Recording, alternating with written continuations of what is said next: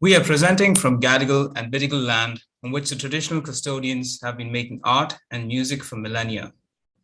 I honor and treasure this ongoing tradition along the Sydney coast and waters. I would like to acknowledge elders past, present, and emerging, and any First Nation students watching today.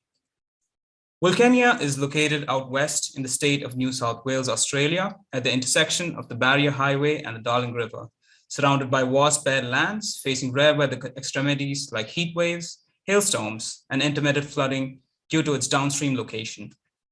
Wilcannia translates to a gap in the bank where the floodwaters escape in the Barkindji language. The river, also known as the Baka, serves as a lifeline of the community. The traditional owners are the Barkindji people, who speak the Barkindji language, which is further divided into subgroups of different dialects defined by different areas within the country. The town is mainly populated by the Aboriginal population, with an equal number of males and females. A central aspect of the community is the moiety system, split into matrilineal social totems such as Makwara, the crow, and Kilpara, the eaglehawk. They follow a complex kinship system that shapes their overall behavior and lifestyle. The system is responsible for arranging marriages, assigning daily duties like youth serving the elders, defining relationships, and helping decide socio-spatial allocations within the town. During the 1870s to the 90s, Wilcannia served as Australia's third largest inland port. Their primary economic activities included pastoralism, fishing, cotton farming, alongside professions as stockmen, labor, and domestic helpers.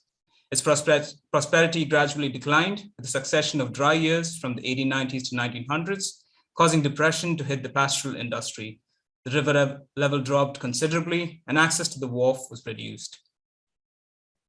Along with this decline came a set of unprecedented issues like the food insecurity crisis, which we will be focusing on today. The issue was later aggravated by the COVID-19 pandemic, leaving a vibrant and previously self-sustained society high and dry. The Wilcannia Community Working Party, along with several NGOs, government, and private entities, helped keep the town afloat through the brutal pandemic. But what was left unaddressed were the root causes behind the community's food crisis. The causes stretched across a variety of factors, such as the influence of the Western lifestyle, disrupting their previous diets, limiting access to low-cost nutritional options, and pushing the community toward chronic illnesses. The town's geographical location and extreme weather conditions, paired with poor resource management, were also prime aggravators. We will now look at a few plausible strategies that could help the community in this dire situation, which is to mindfully integrate the practices of cultural food gathering into their contemporary lifestyles, while potentially spreading its benefits beyond the community itself. Now, what exactly is cultural food gathering? Aboriginal Australians have been surviving on bush tucker and foods provided by the outback. Aboriginals were hunters and gatherers, hunting wildlife to provide meat and gathering fruits, seeds, and insects for the daily meals each season. Weather conditions and geographic location would impact the types of food available, making the diet varied and well-balanced throughout seasons, a necessity that is slowly being snatched out of their arms. The first step toward addressing food security is to first detect it.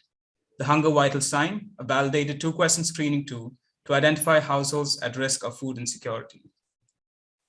Followed by the AUS8 framework, which is based on 3 pillars to combat food insecurity through rural development, which are lifting agricultural productivity by increasing investment in agricultural research and development, improving rural livelihoods by strengthening markets and improving market access, and third, building community resilience to reduce the vulnerability of the poor to shocks and stresses. Drawing on the precedents, Deliveroo, which helped ethically deliver meat to a struggling community, and MyViru, a non-profit that helps promote the benefits of healthy living within communities. The proposed design solution is a community and culture-based education and vocation complex, designed in consideration of the tribe's cultural and spiritual aspects, initially set to serve a quarter of the population, while providing a platform for focused employment within the community.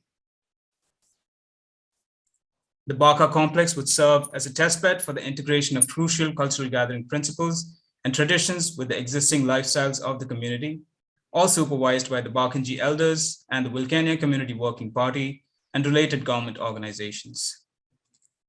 The complex is equipped with safe spaces to observe, learn, and practice with elders and licensed professionals, and comprehend the community's perspective of a sustainable and food-safe environment. The space also houses open, dry, and wet markets with produce supplied from the community gardens, quiet learning spaces, and the required utilities within the same space. The structure itself is a G+1 structure overlooking the beautiful Barker River, with separate entrances and spaces addressing the flow of the kinship system. The space was designed in response to the extreme weather conditions, community-specific factors, and the National Construction Code. The structure is raised on a stilt to withstand flash flooding. Rammed earth and local stone are used as the base and wall materials. Bamboo and recycled timber are employed for the overarching flowering columns. In conclusion, the center provides a safe and self-sustaining platform, enabling the community to take initiative and surely work toward a sustainable and food-safe future.